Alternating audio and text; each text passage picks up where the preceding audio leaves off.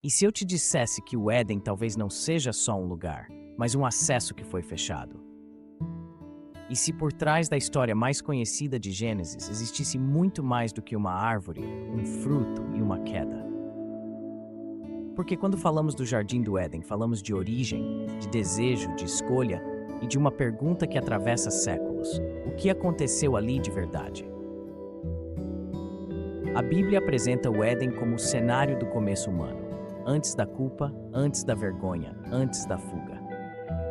Ali estavam Adão e Eva, colocados em um jardim que não era apenas bonito, mas abundante, organizado e cheio de significado. O próprio nome Éden já carrega essa ideia de deleite, prazer, abundância. Não é um cenário qualquer. É um lugar pensado para a vida, para a comunhão, para a harmonia. E o texto de Gênesis faz questão de nos prender em detalhes. Um rio saía do jardim e depois se dividia em 4 braços. 2 nomes são conhecidos até hoje, Tigre e Eufrates. Os outros 2, Pison e Gion, permanecem misteriosos. E é justamente aí que a curiosidade começa a crescer. Afinal, o Éden foi um lugar real que a história perdeu de vista? Ou o texto quer nos levar para além da geografia, para uma verdade mais profunda? Durante séculos, muita gente tentou localizar o Éden. Alguns o colocam perto do Golfo Pérsico. Outros pensam em canais antigos, terras férteis, regiões hoje transformadas pelo tempo. Mas talvez a pergunta mais importante não seja onde ficava, e sim o que ele representava. Porque o Éden, em Gênesis, é mais do que um endereço. É um retrato da vida como ela deveria ser. No centro desse jardim, há 2 árvores especiais, não uma, 2. A árvore da vida e a árvore do conhecimento do bem e do mal. E aqui a narrativa ganha tensão, porque toda a história se move entre essas 2 árvores. Entre receber a vida como dom ou tentar tomar para si aquilo que não foi dado. Entre confiar ou se apropriar. Adão é colocado no jardim com uma missão. O texto usa verbos que, em outros trechos da Bíblia, aparecem ligados ao serviço sagrado e à guarda de espaços santos. Isso faz muita gente enxergar o Éden como um templo-jardim. Um lugar onde o ser humano não era apenas agricultor, mas guardião da presença de Deus. Em outras palavras, Adão e Eva não aparecem apenas como moradores. Eles aparecem como responsáveis. E então entra a serpente. A Bíblia a descreve como astuta. Há até um jogo de palavras em hebraico, uma sonoridade que contrasta a nudez do casal com a sutileza do tentador. É um detalhe literário impressionante. A inocência exposta encontra uma inteligência perigosa. Tudo ainda parece calmo, mas a tensão já está no ar. O texto faz uma afirmação forte sobre a árvore proibida. No dia em que dela comeres, certamente morrerás. Essa frase soa absoluta, pesada, inevitável. E é justamente isso que dá força ao momento da escolha. Porque a tentação não começa com uma queda. Começa com uma pergunta, com uma dúvida, com a ideia de que talvez Deus esteja escondendo algo. E aqui está um dos pontos mais curiosos de toda a narrativa. A Bíblia nunca diz que o fruto era uma maçã. Nunca. A famosa maçã entrou depois, pela imaginação popular, pela arte medieval, pela tradição visual que precisava dar forma ao símbolo. Mas Gênesis não identifica o fruto.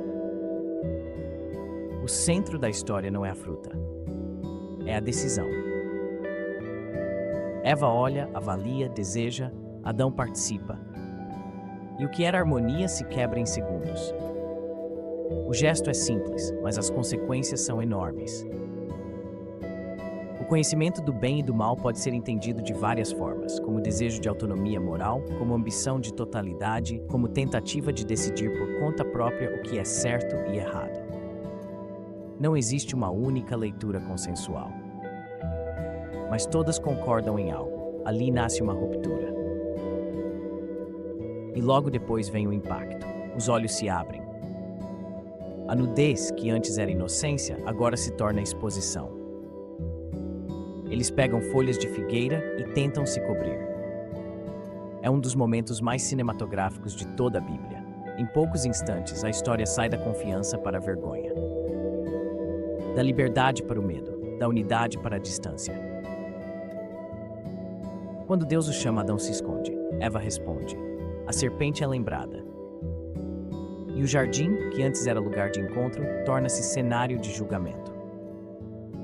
Aqui a narrativa não trata apenas de desobediência. Ela fala de responsabilidade. Fala de como o ser humano reage quando percebe que cruzou uma linha que não deveria ter cruzado. E então vem outro detalhe poderoso. Depois da queda, Eva recebe um nome que está ligado à vida. Ela é chamada de mãe de todos os viventes. Isso é profundamente simbólico, porque o nome surge depois da crise, depois da sentença. Como se no meio da perda, Deus ainda plantasse esperança. Como se a história dissesse, a vida não terminou aqui. Mas a consequência não desaparece. Adão e Eva são afastados do jardim, e não qualquer afastamento. O caminho para a árvore da vida é guardado por querubins e por uma espada flamejante. O acesso é bloqueado. Como se o texto gritasse uma verdade difícil, o problema não foi só quebrar uma regra. Foi perder o acesso à fonte de vida. Por isso, muitos estudiosos veem o Éden como uma espécie de santuário original. Um espaço sagrado, cheio de símbolos que reaparecem depois na Bíblia. Querubins, acesso guardado, presença divina, árvore da vida. Tudo isso volta em diferentes formas, como se Gênesis estivesse plantando uma linguagem que ecoaria por toda a Escritura. E o mais fascinante é que o Éden não ficou preso ao começo. Ele atravessa a Bíblia inteira. Em Ezequiel, por exemplo, o Éden aparece como imagem de esplendor perdido, de orgulho derrubado, de perfeição transformada em ruína.